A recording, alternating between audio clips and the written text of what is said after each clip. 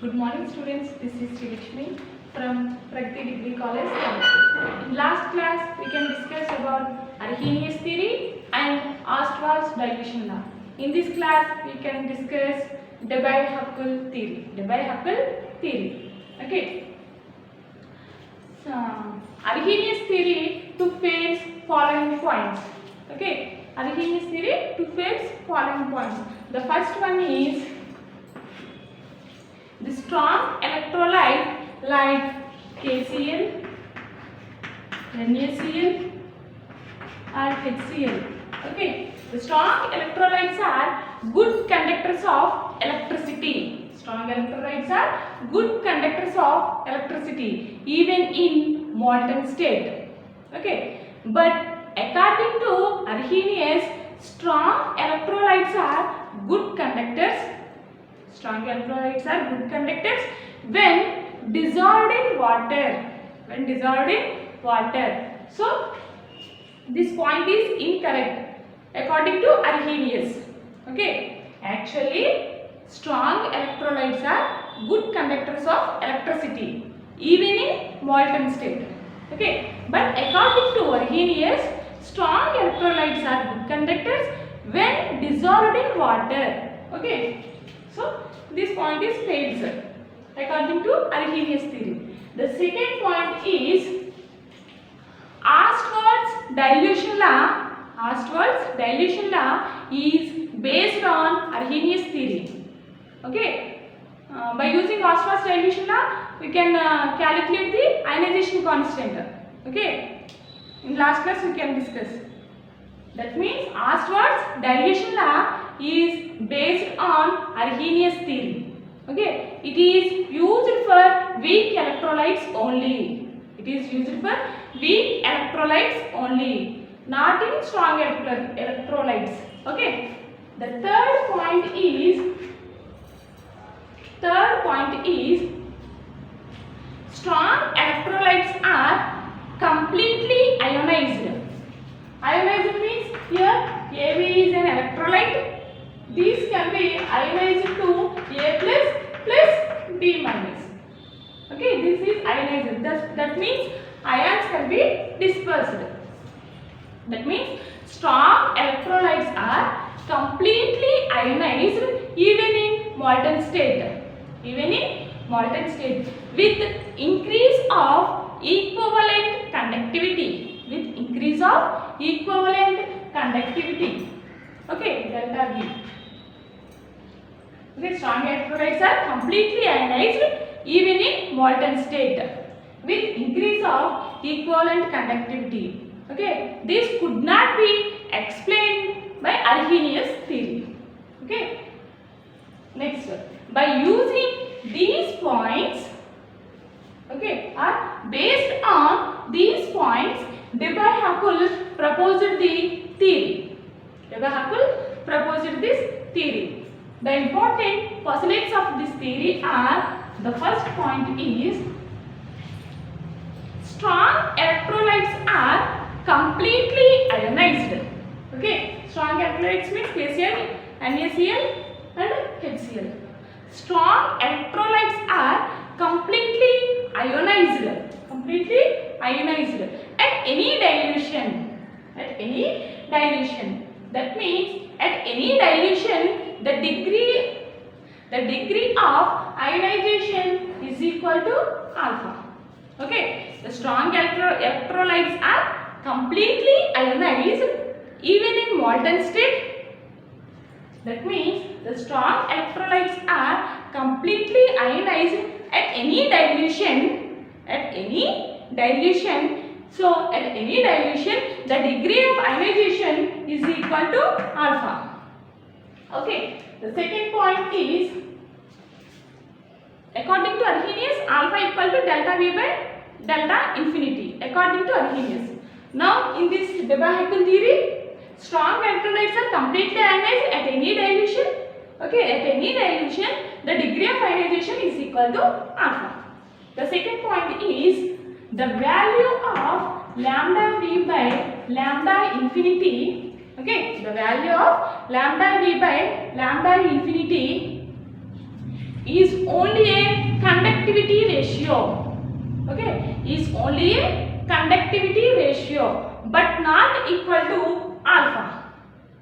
Okay, it is only conductivity ratio not equal to alpha according to de Broglie theory. Okay, according to Arrhenius theory, alpha is equal to delta V by delta infinity.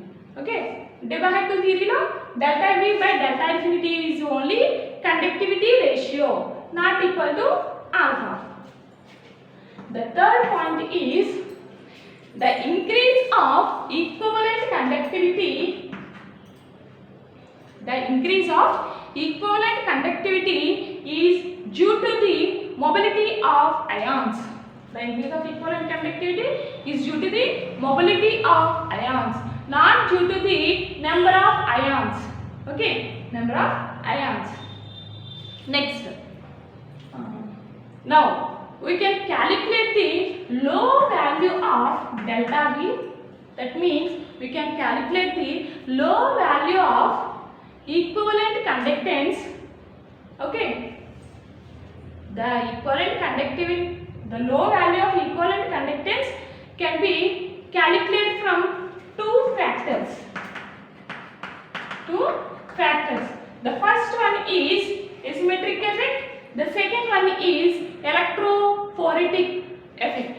First factor is asymmetric effect or relaxation effect, and the second factor is electrophoretic effect. Okay, first one, asymmetric effect.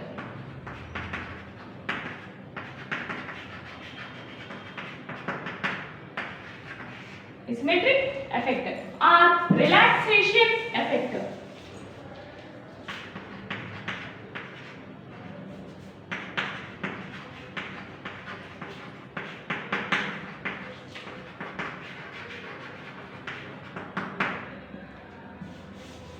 Relaxation effect. Okay, asymmetric effect and relaxation effect.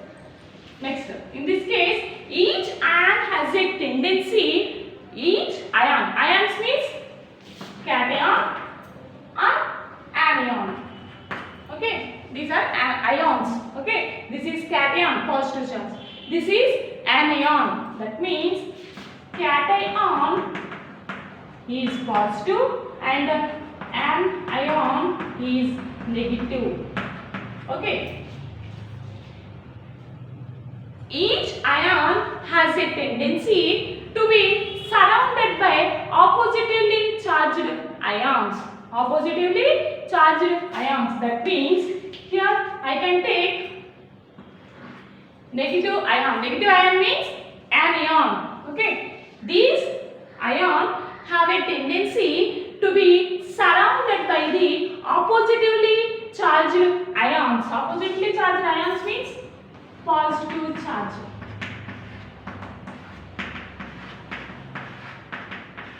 Positively charged. Okay, this is called ionic atmosphere. Ionic atmosphere. That means each ion has a tendency to be surrounded by the oppositively charged ions. Is called ionic atmosphere. And here we can take central metal atom is positive and negative ions are surrounded.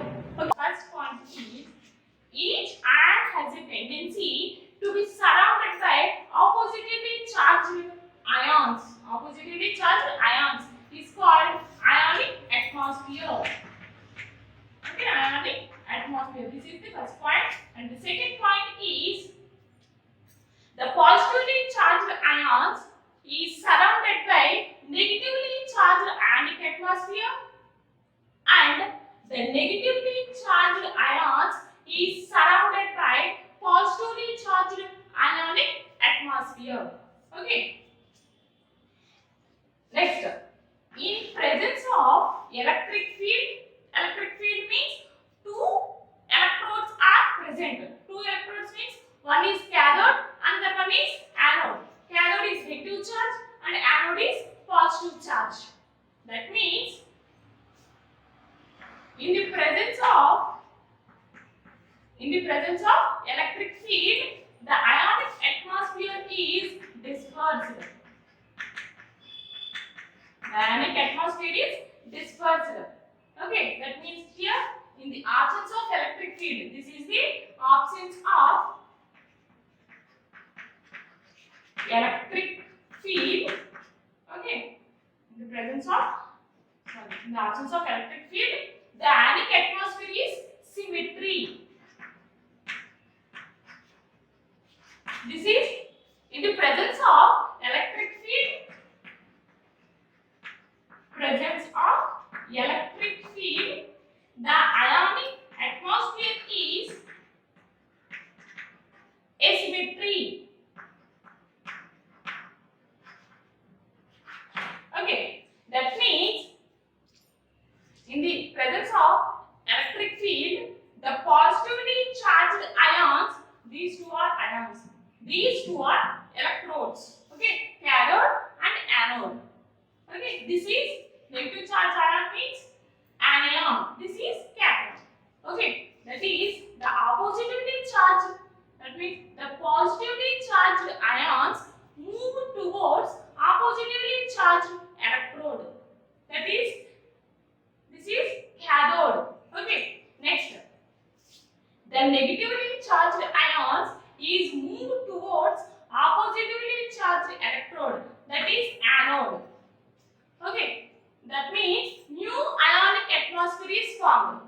This is the new ionic atmosphere. This is the old ionic atmosphere. New ionic atmosphere is formed. Next, the next point is the formation of new ionic atmosphere. The formation of new ionic atmosphere. That means dispersed ionic atmosphere. Okay, the formation of new ionic atmosphere in front of old ionic atmosphere, there is some time lag. There is some time lag. Okay, this time is called relaxation time. This time is called relaxation time. Relaxation time. And this effect is called relaxation effect. Now, the next point is, as a result, okay, here these two, this is ion, this is electrode. Okay, the attractions between these two and also the attractions between these ions and this ion, positive ion and negative ion, attractions are present. And also the attractions are present, this negative ion and positive charged electrode. Okay, so as a result, the mobility of ions can be decreased. The mobility of ions can be decreased. Why mobility of ions can be decreased? Here, the attractions between these two and also these two and these two. So, as a result, the mobility of ions can be decreased. This is the asymmetric effect. The second effect is electrophoretic effect. Second effect is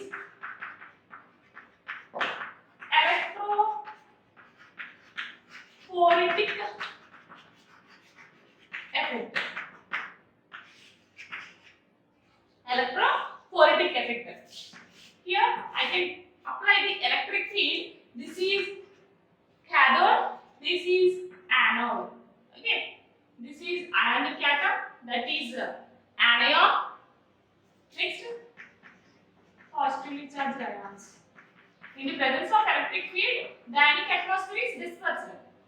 Okay, that means this is the solvent molecule. Here, this is the solvent molecules. The solvent molecules are attached to the ionic atom. The solvent molecules are attached to the ionic atom. Then these solvent molecules are moved opposite to the central atom. The solvent molecules are moved opposite to the central ion, central metal atom or central ion. Okay, and then these central metal atom can drag back these solvent molecules. This central metal atom can drag back the solvent molecules. As a result, the mobility of ions can be decreased. Okay, the solvent molecules move towards here. Also, the attractions between these two. So, these ions move, drag back these ions. Okay, these ions drag back these positively charged ions. As a result, mobility of ions can be decreased. This is the electrophoretic effect. These two effects, that means asymmetric effect and electrophoretic effects, are used for the decrease the mobility of ions. Mobility of ions. This is the Debye-Hackl theory. Debye-Hackl theory is used for the strong electrolytes. And Arrhenius theory and Ostwald's dilution law is applied for weak electrolytes. Debye-Hackl theory is applied for strong